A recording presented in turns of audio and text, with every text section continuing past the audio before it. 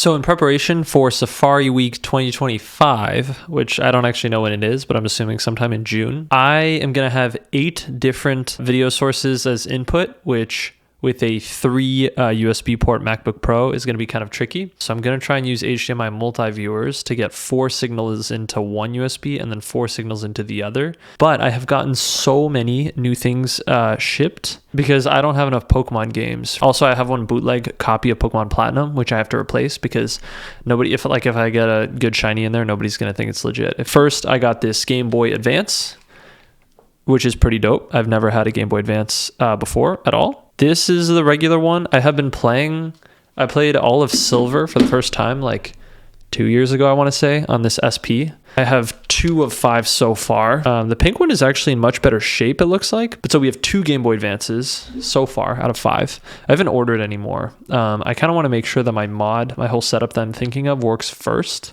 In this beautiful drop that we got, like it even says like Nippon. Oh, look at that. We got this cute little origami. It's like a samurai hat. It's fun. A copy of Pokemon Sapphire. Good stuff. Pokemon Sapphire. Nice. This is a lot of 2 games. The other copy is, of course, Pokemon Ruby. Here's the Ruby copy, also Japanese. Ruby and Sapphire total were $39. So that's a really good price. I feel like I'm balling out. I've like never had this many. This is amazing. This is like always my dream when I was a little kid. Look at this. Look at what I'm holding right now. If only they were all in English, but that's okay. All of Hoenn in my hands right now. Pretty awesome. But I do also have a Japanese Fire Red. Here's my Japanese Fire Red.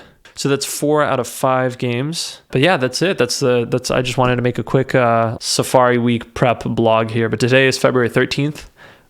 So we still got 4 months of prep work to do. So I just got something really special in the mail.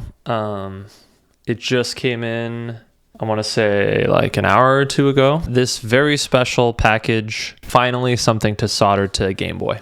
Give the ASMR or whatever. Yeah, I don't think that's good ASMR, but whatever. Okay, comes with a screwdriver. Nice, don't need it. I have a whole iFixit kit. I'm kind of a pro, so. Product name, Small Game Console Accessories.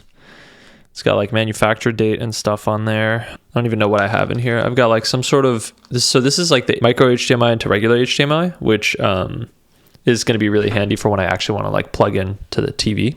And then this is the actual super important goods, the board itself. So it's like this, basically like this chip that has, looks like the micro HDMI port built in. There are a few uncertainties I have right now with respect to whether this project is even possible. First of all, I don't know if the HDMI port will be able to plug into a graphics card, because what's really important is we don't want to plug this into a TV. We want to plug this into a computer. Step 2 is I want to have 5 Game Boy Advance inputs and 3 DS inputs, regular DS.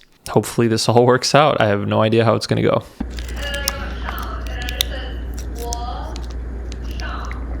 That is looking perfect. So we've got the motherboard here connected with a ribbon cable provided by the kit to the HDMI PCB, which connects into the OEM actual factory screen. So I think this now routes into the PCB, and the PCB, depending on whether or not it's plugged in, will either route it to the screen of the Game Boy or to the TV. It turns on, so that's good. Unknown. No! Is it working? Look at that. And the sound is coming from the TV now. There's no way this is happening right now.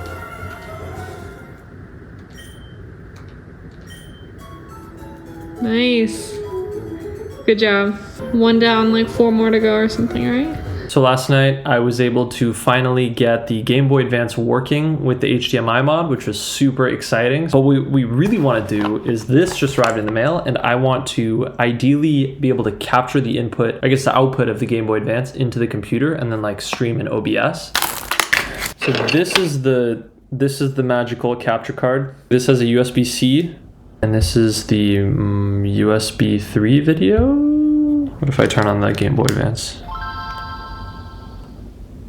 Okay, well the good thing is, oh, no way, no way. Oh my God. That's incredible, that's coming straight from this. Wow, I cannot believe that worked. Wow, it looks so good. This is incredible, and like this is all synced up, listen to this. Dude, honestly, you could play any Hoenn or Sinnoh cry for any Pokemon, and I could probably tell you what it is. Today is February 19th. Another thing that just came in, this high def media interface, which we can test right now actually. This is like the third unboxing in this video. 4K 4-in-1 HDMI splitter. Very nice. If this works, I think we have pretty good evidence that it's going to work for all of the different Game Boy Advances. So after having received a couple more Game Boy Advances in the mail, my buddy Maxim and I modded 3 of them and got them all hooked up to the splitter. And as you can see, all those 3 Game Boy Advances with really nice HD coming straight through the computer recording. So I think that's enough for this devlog type video. Thanks so much for watching. Stay tuned for the next episodes where we are going to remotely control all of these different devices with only one transmitter, as well as make all the necessary changes for the DS Lites that have come in the mail as well. So anyway, thanks so much for watching, and I'll see you in the next one. Dun, dun, dun, dun, dun, dun, dun, dun, dun, dun, dun, dun, dun.